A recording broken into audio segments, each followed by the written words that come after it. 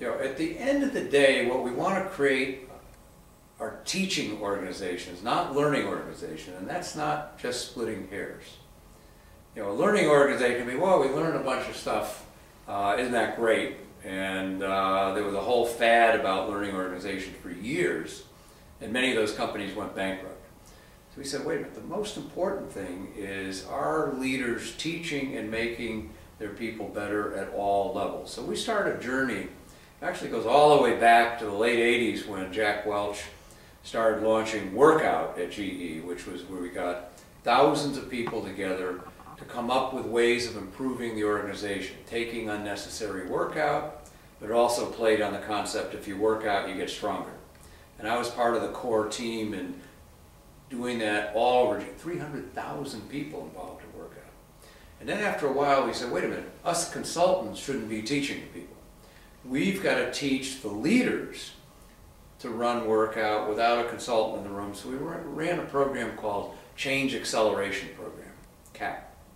And we trained thousands of GE leaders to run their own workshops, to teach people how to process MAP, to get bureaucracy out of the way.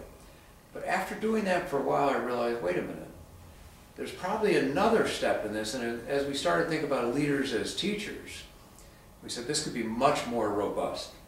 So we started a process where we now work with the leadership team, going back to Royal Dutch Shell. We took Cor Herkstrader, who was chairman of the board, and his top team, and said, got to get your teachable point of view clear, the ideas, the values, how we're going to energize people, and then we have to get you prepared to teach the next several hundred, who then will go out and run their own workshops. And these are very well structured workshops. It's not go out and we wish and we hope you can do well. No, no, no.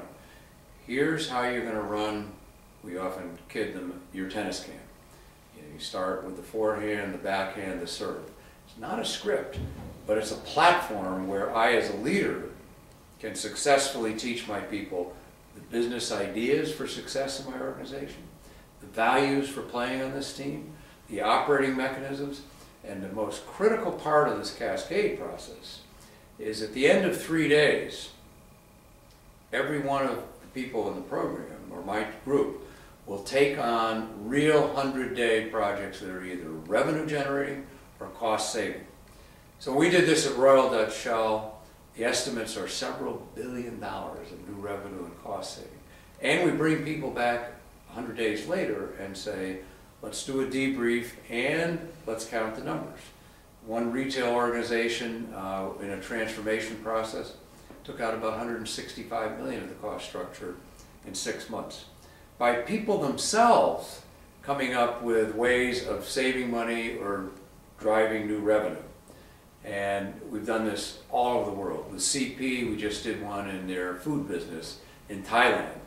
And we had about 10,000 people in workshops taught by the top 150 people in that business.